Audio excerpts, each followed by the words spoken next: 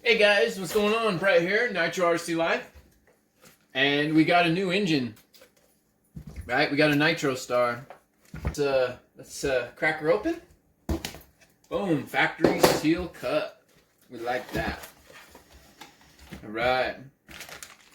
So we have a air filter assembly. Wow, I didn't know that those came with an air filter assembly. That's cool. So that's a surprise. Yay! I don't have to buy an air filter for it. It's good. It's looking like we got some stickers and some instructions. Obviously, we don't need none of that. Been there and done that a million times. All right. Look at that little guy. And then, yeah, just like this. So if you want a proper, engine adventure, right, you got to check out my boy, A2RC. His engine overviews are way better than mine. He is definitely into these small blocks. And so I don't know how to do like the fancy computer stuff, to link his channel and stuff like that. But if I can figure it out, I definitely will. And I'll put that in the description. But let's do my version of a engine adventure, right? But definitely check out A2. His stuff's awesome, dude. Great content. Okay. Oops. Okay, one-way bearing went flying. It is just a normal one-way bearing, right? It's probably the 12 or 14. 6. Okay, 6 on the outside. What are we on the inside? 3, 6, and 3. But yeah, that's just a standard, one-way bearing. Nothing fancy. All right. Okay. So here is our small block backplate, right? It's got 2 notches. Not sure why. That's interesting. There is an O-ring inside here to, help seal the engine. That uses just your typical force style starter plate.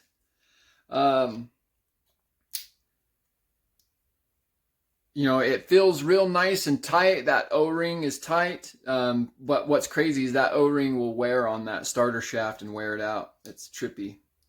Yes, an O-ring wears out metal. It's trippy. Okay. Let's look at the block. The block is always my favorite, out of any of these engine videos. Right? The machining on it is so cool always. It's crazy how they can get in there and make all those cuts and make them so perfect. It's trippy. But just a side exhaust. This is my first side exhaust engine, I think. Pretty sure. But yeah, so nothing fancy there, right? Here is our piston, right? It's a dual skirt piston. It's the same on both sides.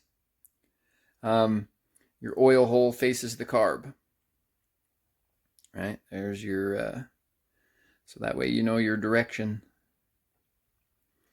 But just a standard piston. Right, nothing fancy. It is 8.4, right, with a 7.3 length. My thing's gonna die. Your rod. Let's see how long typically your rod is. Pretty close. 13.5 rod. All right. Yeah, gotta put a new battery in this guy. Okay. So we've checked out our piston, our crankcase, right? Here's our cylinder. That's the exhaust. Wait, yep, exhaust port, Schnurly ports, and little bitty, intake. Oh wow, it feels really good.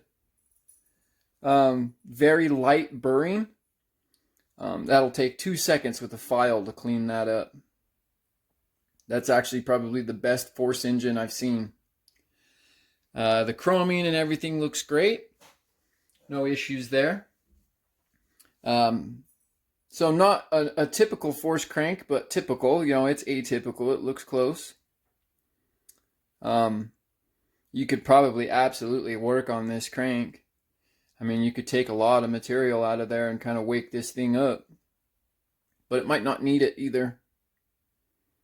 Especially with it going on like the Firestorm like it's going to. You know, it's not super powerful. Oh yeah, let's check our crank. Right, so top 6, bottom 3.5, length. There's a screw right there, so get it kind of close. 31. Right, close. Crank pin.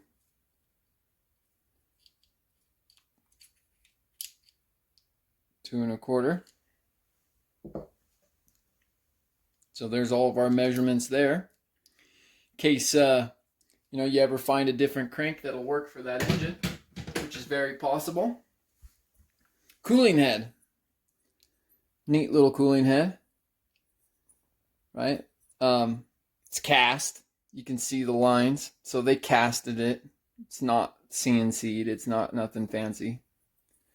It's janky, just like all the other force engines. They're all like this, regardless of any of them that you buy. But yeah, so just a standard head, nothing fancy here. Once again, a standard head button, nothing fancy. It did come with a glow plug though. And it came with a cold, an R5. So that is a cold glow plug. And then it came with a gnarly shim stack, man. There was like 3 or 4. 1, 2, 3. Yeah, okay, 3, right? We'll just do the total stack. There's no need for individuals. Zero that out. Wow. So a shim stack of 0.3. 0.33, that's probably just a little bit of error there. In my oh no, I guess that's pretty solid for oh, there you go, 31, 32. See? Different errors in measurement. But yeah. So that's neat.